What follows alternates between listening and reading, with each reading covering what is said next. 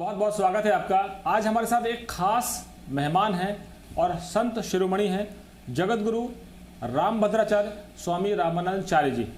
पद्म विभूषण से सम्मानित हैं और श्री राम की जो अगर कहें कि कृपा विशेष तौर पर उन पर है। स्वामी जी बहुत बहुत स्वागत है जी मीडिया में। और बहुत लंबे समय बाद हम आपसे मिल रहे हैं। चित्रकूट में बहुत पहले आपके आश्रम में आपसे मुलाकात हुई थी, तब आपने कहा था कि ये सपना राम मंदिर का पूरा होगा। अब कल प्रधानमंत्री नरेंद्र मोदी भूमि पूजन करेंगे, शिलान्यास करेंगे। आपको लगता है कि आप लोगों की जो अथक संघर्ष है, अथक मेहनत है, वो प्रभु श्री राम की इच्छा के मुताबिक भव्य मंदिर का निर्माण होगा? निश्चित रूप से हमारे जीवन का 1984 से शुरू हुआ संघर्ष, जिसमें हमने अपनी अपनी जवानी समाप्त कर दी, उस संघर्ष का कल उत्कर्ष का दिन होगा और हमारा सपना पूरा होगा। हमने बार बार लोगों से मीडिया में भी कहा था, यहाँ अयोध्या की सभा में भी कहा था, तो कुछ लोग मुझसे नाराज भी हुए थे। मैंने कहा था कि देखिए 2019 के 6 दिसंबर से पहले माननीय उच्चतम न्यायालय हमारे अनुकूल निर्णय दे ही देगा, और वही हुआ। 9 नवंबर 2019 को माननीय उच्चतम न्यायालय ने सारे झगड़ों को निपटाते हुए राम जन्मभूमि के पक्ष में निर्णय दे ही दिया। यह आपको और जानकर अच्छा लगेगा कि जब कोर्ट ने राम जन्मभूमि का शास्त्रीय साक्ष्य मांगा था, तब शास्त्रीय साक्ष्य कोर्ट में देने के लिए सबसे पहले मैं ही उपस्थित हुआ था। उसमें सभी संतों ने इनकार कर दिया था। सभी शंकराचार्यों ने कहा था हमारे ठाकुर जी हमें मना कर रहे हैं, पर मैं जगत गुरु रामानंदाचार्य स्वामी रामभद्राचार्य ने कहा था कि इस समय हमारे ठाकुर इनकार भी मना भी करें तो भी मैं जाऊंगा, क्योंकि इस मुकदमे में राम जी भी नाबालिग हैं और नाबालिग के पक्ष में बोलने का अधिकार उनके माता पिता या गुरु को होता है। मैं उनके गुरु गोत्र में जन्मा हूँ, इसलिए मैं गुरु भाव से उनके पक्ष में अपना साक्ष्य प्रस्तुत करने के लिए जाऊंगा। और 2003 की 11 जुलाई से 19 जुलाई पर्यंत मेरे 8-8 घंटे बयान चले थे और तीनों जजेज ने मिलकर सुना था। जब ये प्रश्न आया था क्या वेद में श्री राम जन्मभूमि का कोई प्रमाण है, तो मैंने पुस्तक दिखा करके उनको बताया था, जजेज को, न्यायाधीशों को, कि अथर्ववेद के 10वें कांड के 31वें अनुवाक के 2 मंत्र में बहुत स्पष्ट लिखा है, अष्टचक्रान अष्टाचक्रानवद्वारा देवानां पूरयोध्या ये श्याम हिरण्मयः कोशः स्वर्गो ज्योतिषावृतः। अर्थात 8 चक्रों वाली 9 द्वारों वाली वह देदीप्यमान देवताओं की पूरी श्री अयोध्या है, जिसमें हिरण्मय कोशः एक मंडपाकार का स्वर्ण मंदिर है। उसी में ज्योतिषा आवृतः, प्रकाश पुंज से आवृत होकर स्वर्ग से परमात्मा श्री राम प्रकट हुए थे। स्पष्ट प्रमाण है स्कंद पुराण और वेदों में, राम जन्मभूमि से ठीक उत्तर ओर 300 धनुष दूरी पर सरयू जी बह रही हैं। और यह बात मानसकार ने भी उत्तरकांड में कही, जन्म भूमि मम पुरी सुहावनी, उत्तर दिश बह सरयू पावनी। अर्थात मेरी पुरी में मेरी जन्मभूमि है, जिसके उत्तर ओर पवित्र सरयू नदी बह रही हैं। अनेक पक्ष उन्होंने उठाए थे, सभी के मैंने शास्त्रीय उत्तर दिए थे। महाराज जी, फिर उस समय जजेस ने क्या कहा, न्यायाधीशों ने क्या कहा? आपके जो तर्क थे उस पर लगा कि कुछ प्रभावित हुए हैं आपके तर्कों से? बहुत प्रभावित हुए। और जजेस ने जो अपनी प्रशंसा नहीं करनी चाहिए, उसमें जो मुस्लिम जज थे उन्होंने यही कहा, sir you are divine power. प्रभावित इतने कि अंत में विगत 8 नवंबर को सुप्रीम कोर्ट में जो निर्णायक मंडल के एक जज थे, संभवतः अशोक भूषण जी, हाँ अशोक भूषण जी, उन्होंने मेरा वह वक्तव्य पूरा पढ़ा था उच्चतम न्यायालय के जजों के समक्ष। फिर 9 नवंबर को निर्णय सुनाया गया था और अपने निर्णय पत्र में उन्होंने लगभग 16 बार मेरे वक्तव्यों को प्रमाणार्थ प्रस्तुत किया है, मेरे वक्तव्यों के रेफरेंसेस दिए हैं, मेरे बयान को उद्धृत किया है। स्वामी जी, एक बात और जो है, जो सबसे अहम है, वो ये कि संघर्ष बहुत लंबा था। 1984 से लेकर अब तक जो संघर्ष था वो बहुत लंबा था। उसमें विश्व हिंदू परिषद के अंतर्राष्ट्रीय महामंत्री अशोक सिंघल रहे हों, आचार्य गिरिराज किशोर रहे हों जो वीएचपी के उपाध्यक्ष थे, या महंत अवैधनाथ रहे हों, संत रामचंद्र परमहंसदास जी रहे हों, और भी बड़े बड़े संत जो शामिल रहे हैं, आपके साथ के बहुत से धर्मगुरु शामिल रहे हैं। बड़ा लंबा संघर्ष था। कार सेवकों पर गोलियां चली, सरयू नदी में कईयों की लाशें नहीं मिली, कईयों ने अपने प्राण की आहुति कर दी। तो आपको लगता है कि एक ये लंबे संघर्ष की परिणति है और आखिरकार आपके जीवन काल में आपको देखने का सौभाग्य मिलेगा, आपको महसूस करने का सौभाग्य मिलेगा कि राम मंदिर का कल भूमि पूजन होगा, शिलान्यास होगा? देखिए, ये संघर्ष 1984 का ही नहीं है, ये 6 जून 1528 से प्रारंभ हुआ, जिस दिन बाबर के संकेत पर उसके सेनापति मीर बाकी ने एक साथ 1,75,000 हिंदुओं का कत्ल करके उनके रक्त के गारे से सीमेंट को गीला करके तथाकथित ढांचा बनवाया था। हम 77 बार संघर्ष कर चुके थे, ये हमारा 78वां संघर्ष था। संयोग से इसमें मैं भी था। रामचंद्र रामचंद्र दास परमहंस जी थे, अवैधनाथ गोरखपीठाधीश्वर महंत जी भी थे, अशोक सिंघल जी भी थे, गिरिराज भी थे, वामदेव जी महाराज थे। अब वे सब तो नहीं रहे, परंतु भारत माँ के पुण्य से मैं हूँ। मैं अनुभव ही नहीं करूँगा, अंतर्दृश्य से कल निहारूंगा भी इस दृश्य को, और मेरा सपना कल पूर्ण होने जा रहा है। मैं बहुत प्रसन्न हूँ। कुछ रामायण की चौपाई सुनाएंगे इस मौके पर? रामायण तो अनंत है, पर इतना ही आज कहूँगा मैं आज के संदर्भ में कि भगवान राम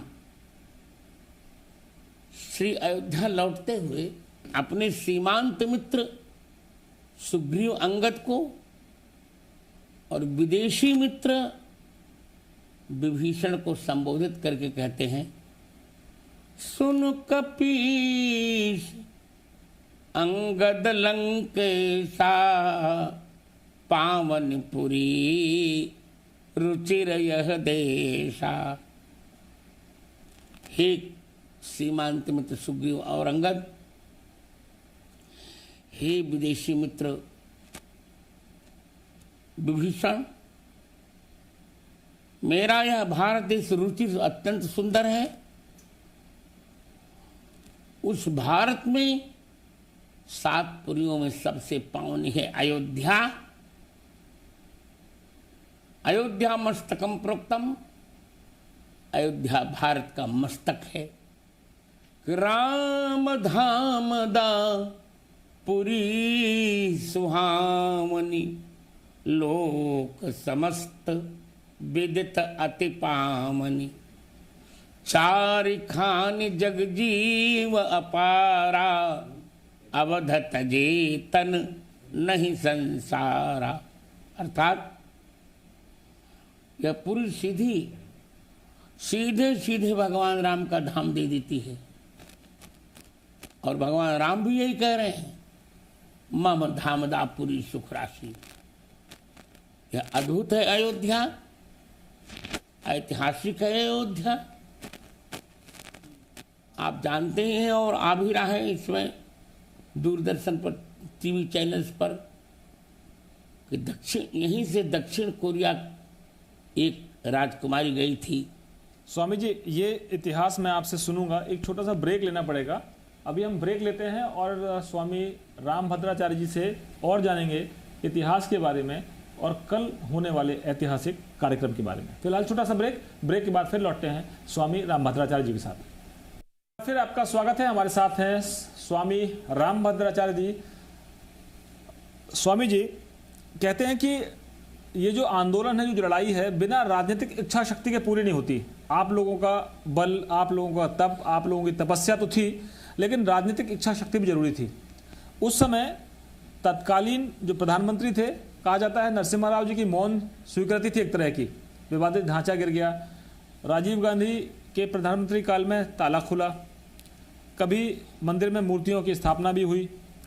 लेकिन कहा जाता है कि जो सबसे मजबूत पक्ष वो ये है कि जिन लोगों ने, चाहे वो लालकृष्ण आडवाणी हो, चाहे कल्याण सिंह हो, चाहे उमा भारती हो, चाहे विनय कटियार हो, या बहुत से ऐसे राजनेता हैं जिन्होंने राम मंदिर के आंदोलन को गति देने के लिए, धार देने के लिए आंदोलन खड़ा किया और आंदोलन खड़ा करने के साथ साथ जनमानस को खड़ा किया। इस पर क्या कहेंगे आप? ये सत्य से दूर है जी। आंदोलन खड़ा किया संतों ने जी, हम सब ने। हाँ, हमारे आंदोलन के साथ वे जुड़े, राजनीतिक सत्ता जुड़ी। पहले जो भाजपा केवल 2 सीट पाई थी 1984 में, फिर वो 92 पर आई, फिर 150 पर आई और फिर सत्ता में आ गई। आंदोलन खड़ा किया संतों ने। और मैं यह कहने को आज बाध्य भी हूँ, उत्सुक भी, कि सभी ने इसका राजनीतिक लाभ उठाया।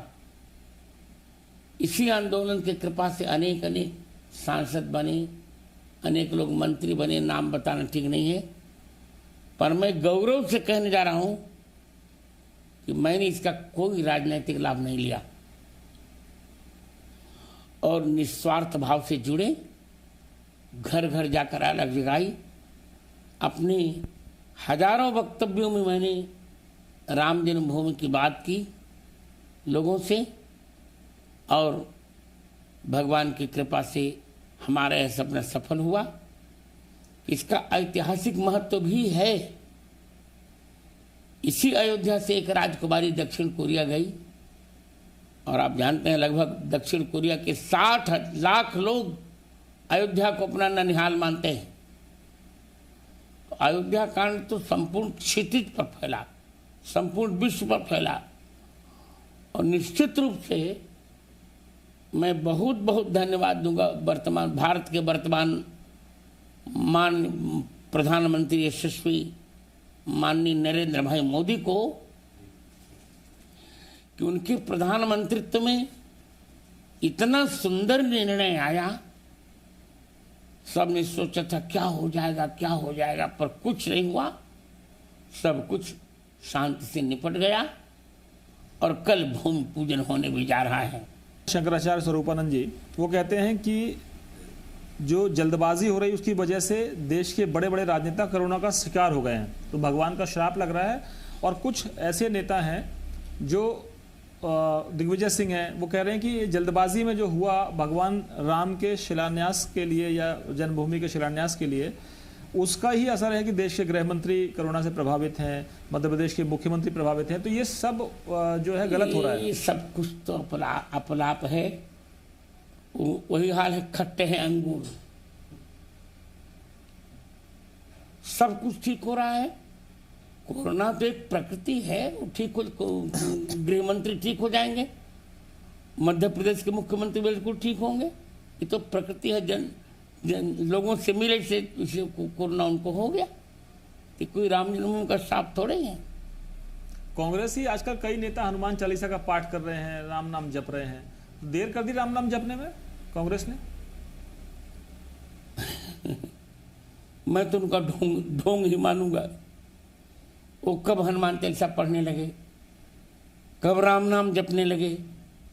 यदि राम नाम जपते होते तो कांग्रेस के जो पुरोधा थे महात्मा गांधी, वे स्वयं रघुपति राघव राजा राम पतित पावन सीताराम कहते थे।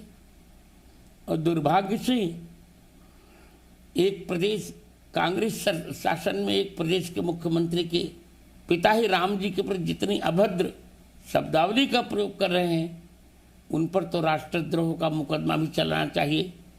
भूपेश सिंह के पिता, छत्तीसगढ़ के मुख्यमंत्री के पिता जी भूपेश बघेल जी, भूपेश बघेल के पिता जो बयान दे रहे हैं, वो कह रहे हैं कि इस तरह के तो अत्यंत, वो स्वयं दुष्ट है। चंद्रमा पर जो थूकता उस पर, चंद्रमा पर तो थूक जाता नहीं, उसी पर गिर जाता है। जिनके रही भावना जैसी, प्रभु मूर्त देखी तिन तैसी। वह व्यक्ति तो रावण से भी निम्नतर कोटि का है, क्योंकि रावण ने कभी राम जी को दुष्ट नहीं कहा। इसने कहा। स्वामी जी ने आपने एक बात कही कि कुछ लोगों ने राजनीतिक फायदा उठाया, संतों ने आंदोलन खड़ा किया था। संतों के आंदोलन के बल पर बीजेपी सत्ता में आई और सत्ता मिली, तो कई बार आरोप भी लगते थे कि वो सरकार बचाने के लिए या वोट की राजनीति के लिए पीछे हट जाते हैं। नहीं, ऐसा नहीं। मैं आज भी कह रहा हूं, यह आंदोलन संतों ने खड़ा किया। इसके पुरोधा बने अशोक सिंघल जी, महंत अवैधनाथ जी, मैं स्वयं, मेरे उत्तराधिकारी खड़े हैं इस समय, जय आचार्य रामचंद्र दास। मैं स्वयं नजरबंद हुआ, 5 दिन तक नजरबंद रहा। मैं जेल गया, मैं पुलिसों के डंडे खाए मैंने। सब कुछ तो संतों ने किया। हाँ, कुछ संतों ने भी लाभ लिया इसका, सांसद बन गए। अब नाम नहीं बता क्या क्या बने, क्या क्या कितनी कितनी जमीनें मिले लोगों को, ये कहना ठीक नहीं। पर मैं बहुत गौरव से कह रहा हूं कि मैंने इसका कोई राजनीतिक लाभ नहीं लिया। जो मुझे पद्म विभूषण मिला वो मेरी विद्या के कारण मिला, आंदोलन के कारण नहीं। अभी आज विनय कटियार जो बजरंग दल के संस्थापक अध्यक्ष हैं, उनसे मेरी बातचीत हुई। उन्होंने कहा कि अयोध्या तो झांकी है, कल एक काम की शुरुआत हो जाएगी, मंदिर निर्माण शुरू होगा, काशी मथुरा बाकी है, अब मैं वहां कूच करूंगा। आप क्या कहते हैं? ठीक बात है। हमको तीनों चाहिए और अक्षर के अनुसार चाहिए, अ, क और फिर म। तो पहले अयोध्या मिल गई, अयोध्या मिल गई, अब फिर काशी और मथुरा। निश्चित रूप से हम प्रयास करेंगे। लेकिन लोग तो कह रहे हैं कि अब अयोध्या मिल गया, अब शांति से देश को आगे बढ़ने दीजिए, अब काहे हिंदू मुस्लिम हो। हाँ, नहीं होना चाहिए, पर इसमें कुछ नहीं होगा। याचिका दायर करना है तो हमारा अधिकार है। हिंदू मुस्लिम क्या होना है? जब मुस्लिमों ने प्रमाण मांगा था तो हमने तो वेद का प्रमाण दिया था, और उत्खनन में 437 प्रमाण हमारे अनुकूल मिले थे। मैं तो स्वयं साक्षी हूं। लेकिन यूपीए सरकार ने तो ये भी कह दिया था, जब राम सेतु का मुद्दा आया था, सेतु समुद्रम प्रोजेक्ट की बात आई थी, कि राम के अस्तित्व के ऐतिहासिक प्रमाण नहीं मिलते हैं, और उन्होंने ये कहा था कि राम सेतु जो है वो है ही नहीं, अस्तित्व में नहीं है, वो केवल एक श्रृंखला है पत्थरों की, प्राकृतिक श्रृंखला। वो तो यूपीए सरकार कुछ भी कहती रहे।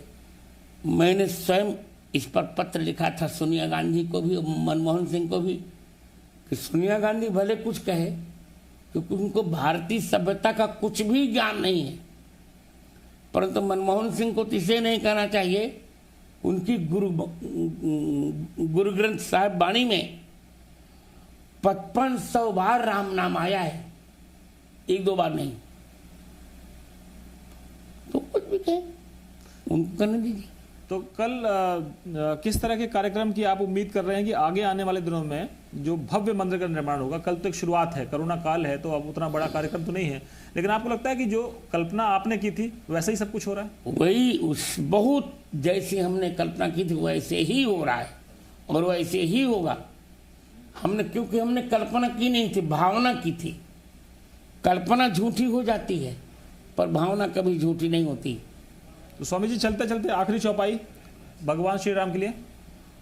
भगवान श्री राम के लिए ही, जन्म भूमि मम पुरी सुहावनी, उत्तर दिशि बहसर जो पावनी, जामज्जनते बिनहि प्रयासा, मम समीप नर पावहि बासा। अंत में यही कहकर मैं विराम लूंगा कि जब अयोध्या का राम मंदिर बन जाएगा तब मैं भव्य कथा कहने के लिए आऊंगा, और मेरी कथा का शीर्षक यही होगा, कृपा सिंधु निज मंदिर गए, पुर नर नारी सुखी सब भये, मंगल भवन अमंगल हारी, द्रवौ सो दशरथ अजीर बिहारी। लेकिन रामराज की कल्पना साकार होगी? रामराज की बात करते हैं राजनेता लोग, मंत्री लोग, अक्सर वोट लेने के लिए कहते हैं रामराज लाना है। रामराज आ पाएगा?